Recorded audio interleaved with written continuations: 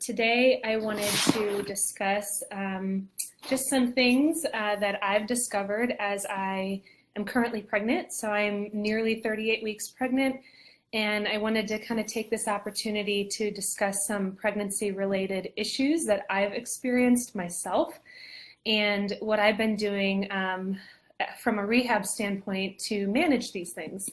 So as a specialist, I've treated hundreds, if not thousands, of pregnant women. And so this experience has given me a little bit more information into what our bodies go through with pregnancy, and has given me appreciation from a patient's perspective. So I'm just going to cover a few issues that I've had. One is that I've noticed thoracic and a little bit of rib pain. Not super common, but something that definitely can occur with pregnancy because everything's moving around, everything's being shifted around, posture's changing, your breathing mechanics are changing, baby's crowding everything. But I started noticing it kind of the start of my third trimester. And I started having kind of left-sided rib pain. And kind of wraps around to the front. And in fact, I noticed that if I lie on my left side, like we're told to do or supposed to do, of course, that's more of a safe position for us with sleeping, I actually was getting some numbness that would kind of wrap around to the front, kind of under my left breast. So it was not very comfortable for me. So I kind of put my PT hat on, and I discovered that I didn't have a lot of mobility in my thoracic spine, just with the progressing pregnancy, and one of my ribs was kind of out of alignment. So I want to go over a couple exercises that I've done to help with this particular issue. One thing is that I've used a tennis ball, or this is more of a racket ball, but something about this size, and I've actually gone along. I'm gonna take this computer with me here, but I've gone along the wall, and I basically have found the trigger point in my back. So if I find kind of along my thoracic spine where I manage to have some of that discomfort, I actually just kind of use that ball, and I find that trigger point on my back. I know it's kind of hard to see exactly where I'm putting the ball, but kind of near my scapular area, and just kind of sitting back there, finding the area of the muscle that's really tight and doing some deep breathing with it. I've even gone as far as to rotate towards the side of my rib cage and have done some deep breathing, some diaphragmatic breathing, some belly breathing to help get some mobility in my back, and to also kind of release that trigger point there. So that's the first thing I've done. That's been really helpful because a lot of the muscles in my back and in that mid-back area have really tightened up. Another thing that I've tried, and I'm going to grab my chair here, is that I've done some extension in my thoracic spine. So what I mean by that is I've tried to do a little bit where I kind of put both hands up and I'm extending back and then coming back forward. So I'm very, very tight going back this way, but having a chair that kind of hits just about bra line or just below your shoulder blades, and then going back can help with some of that extension. Okay, so that gets a little bit more movement in the back and in the thoracic spine. Okay, and then next I'm going to get down on the floor here if I can. This allows me. And then I have done some exercises where I'm kind of in a hands and knees position and what we call thread the needle, where I am starting hands and knees position and then I'm rotating or kind of reaching my arm down with some rotation and then coming back up. So kind of moving down here and then up. So that's going to help with some rotation in the mid-back. Coming back up. And now I got this microphone attached here, so it's kind of hard to show the full movement, but just some rotation through the mid-back can be helpful. Okay, and then last but not least, where I'm lying on my side, and then both hands out like you're holding a book, and then rotating back. Okay, I'm not going to show the full rotation just because I'm anchored down here, but you're here, and then you're going to rotate back to get that extension. Preferably having a pillow or something under your head to support that, of course, is ideal. So those are just a couple exercises to kind of get the thoracic spine moving. Second issue I've been managing is, of course, having a little bit of what we call a diastasis recti. Very common in pregnancy, expected as well, and that definitely progresses as baby gets a little bit bigger. Our muscles have to stretch out, our core muscles have to stretch out, especially the rectus abdominis, which is that six-pack muscle.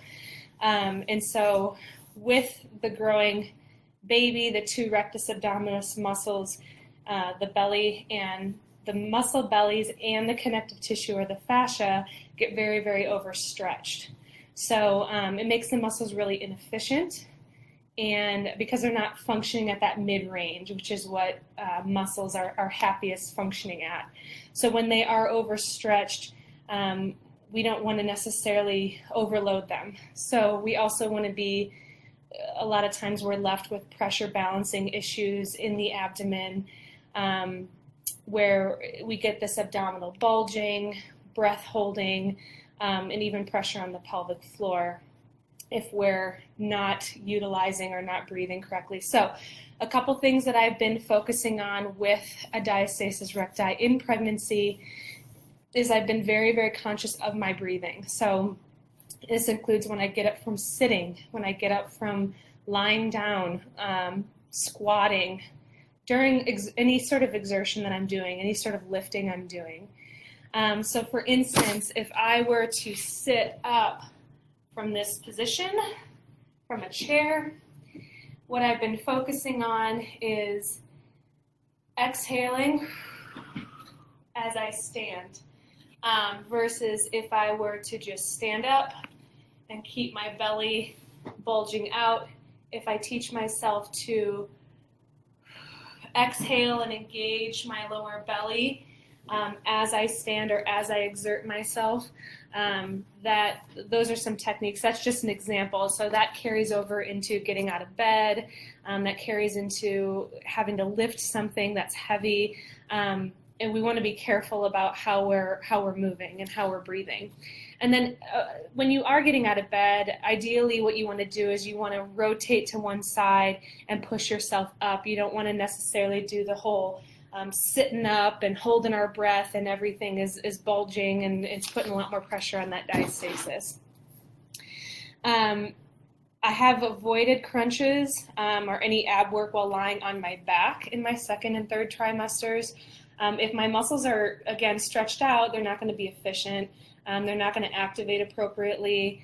And so we want to make sure, because of the position they're in. So crunches, loading of the superficial core, so the rectus, the obliques, those mirror muscles can actually worsen the diastasis if we're not engaging properly. So I've been focusing more on a muscle called your transverse abdominis. It's kind of that deep inner core muscle of the belly.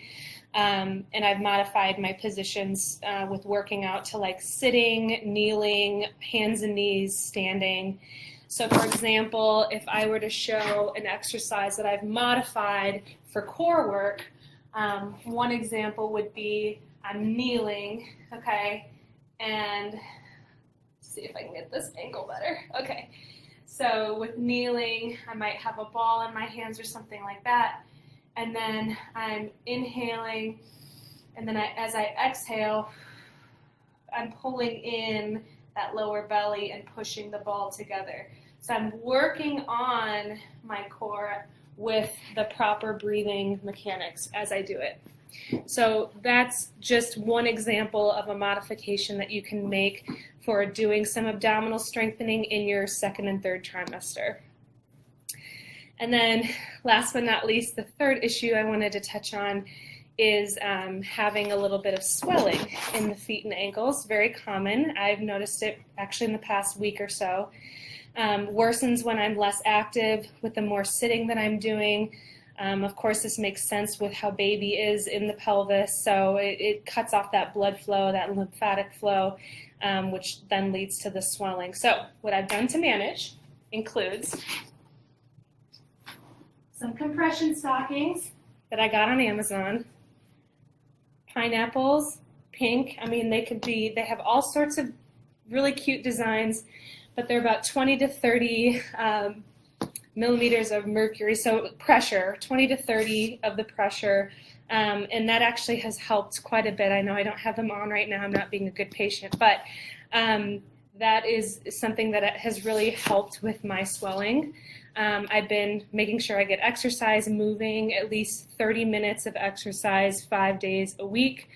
Movement helps with that blood flow, including getting the venous system, lymphatic system going, pumps the fluid out of the extremities back to our core, back to the heart. And I've also incorporated some more calf raises in my workout because that also is going to help more of that pumping to get it out of my feet. I get my legs up, I get them elevated. Of course, the third trimester has led to some midday naps, and so I'll try to take that time to elevate my legs. Making sure I'm drinking plenty of water, trying to get about at least 72 ounces in a 12-hour period or something like that, 6 ounces an hour or so.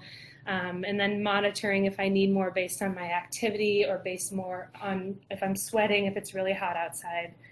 So I know I breezed through a few things. I hope this has been helpful for some of you that maybe have experienced this similar symptoms that I have.